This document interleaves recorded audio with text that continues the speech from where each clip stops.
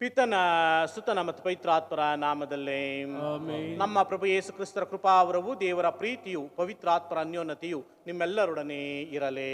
ನಿಮ್ಮ ಆತ್ಮದೊಡನೆಯೂ ಇರಲಿ. ಕ್ರಿಸ್ತರಲ್ಲಿ ಪ್ರೀತಿಯ ಸಹೋದರ ಸಹೋದರಿಯರೇ, ನಮ್ಮ ಪ್ರಾರ್ಥನೆಗಳು ದೇವರನ್ನು ತಲುಪಬೇಕಾದರೆ ನಾವು ಯೋಗ್ಯವಾದಂಥ ಜೀವನವನ್ನು ಈ ಲೋಕದಲ್ಲಿ ನಡೆಸಬೇಕಾಗಿದೆ. ಪ್ರಾರ್ಥಿಸುವಂಥ ನಮ್ಮ ಪ್ರಾರ್ಥನೆಗಳು ದೇವರ ಇಚ್ಛೆಗೆ ಅನುಗುಣವಾಗಿದ್ದಾಗ ಮಾತ್ರ ದೇವರು ವರದಾನವನ್ನು ನಮ್ಮ ಮೇಲೆ ಮಳೆಯನ್ನು ಸುರಿಸಿದಂತೆ ಸುರಿಸುತ್ತಾರೆ.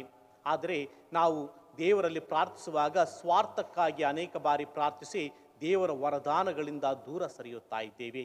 ಹಾಗಾಗಿ ದೇವರ ವರದಾನವನ್ನು ಪಡೆಯುವುದರಲ್ಲಿ ನಾವು ವಿಫಲರಾಗಿದ್ದು ಈ ಲೋಕದಲ್ಲಿ ನಾವು ದೇವರನ್ನು ಪ್ರೀತಿಸುತ್ತೇವೆ ಎಂದು ನಾವು ತಿಳಿದುಕೊಳ್ಳುತ್ತೇವೆ.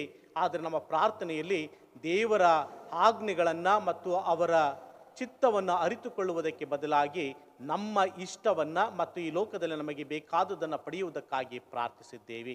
ಹಾಗಾಗಿ ದೇವರು ನಮಗೆ ಬೇಕಾದುದನ್ನು ನೀಡುವುದರಲ್ಲಿ ಅನೇಕ ಬಾರಿ ಅದು ನಮಗೆ ತಲುಪಿಲ್ಲ.